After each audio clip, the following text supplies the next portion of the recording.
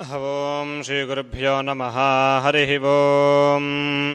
गणानां त्वा गणपतिगुं हवामहे कविं कवीनामुपमश्रवस्तमम् ज्येष्ठराजं ब्रह्मणां ब्रह्मणस्पत आनः शृण्वन्नोतिभिः सीदसादनम्।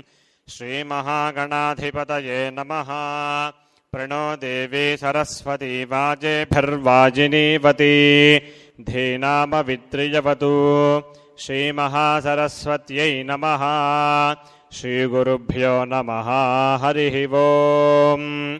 शङ्कारूपेण मच्छित्तं पङ्गीकृतमभूज्यया किङ्करीयस्य सामाया शङ्कराचार्यमाश्रये।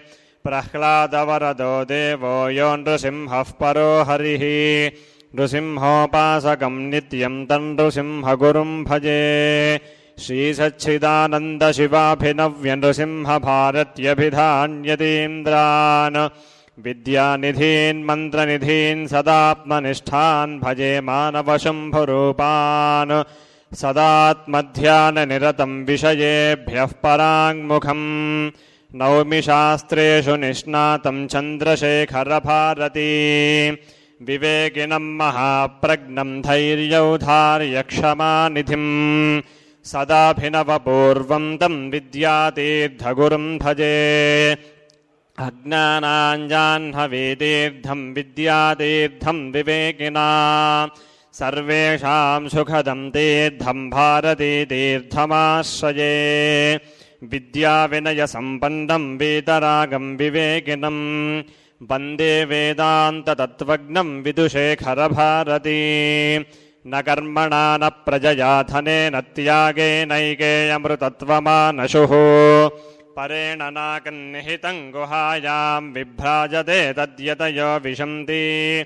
वेदान्तविज्ञानसुनिश्चितार्थाः सन्न्यासयोगाद्यतयः शुद्धसत्त्वाः ते ब्रह्मलोके तु परान्तकाले परामृतात् परिमुच्यन्ति सर्वे। दह्क्रं विपापं परमेश्मभूतं यत्पुण्डरीकं पुरमध्यसग्गुस्थं तत्रापि दह्रं गगनं विशोकस्तस्मिन् यदन्तस्तदुपासितव्यम्। यो वेदादौ स्वरः प्रोक्तो वेदान्ते च प्रतिष्ठितः तस्य प्रकृतिलीनस्य यः परः स महेश्वरः। श्रीमत्परमहंसपरिव्राजकाचार्यवर्या पदवाक्यप्रमाणपारावारपालीना यमनियमासनप्राणायामप्रत्याहारधारणाध्यानसमाध्यष्टाङ्गयोगानुष्ठाननिष्ठा तपश्चक्रवर्ती अनाद्यविच्छिन्न श्रीशङ्कराचार्यगुरुपरम्परा प्राप्ता षड्दर्शनस्थापनाचार्या व्याख्यानसिंहासनाधीश्वरा सकलनिगमागमसारहृदया साङ्ख्यत्रयप्रतिपादका वैदिकमार्गप्रवर्तका सर्वतन्त्रस्वतन्त्रा आदिराजधानी विद्यानगरमहाराजधानी कर्नाटकसिंहासनप्रतिष्ठापनाचार्या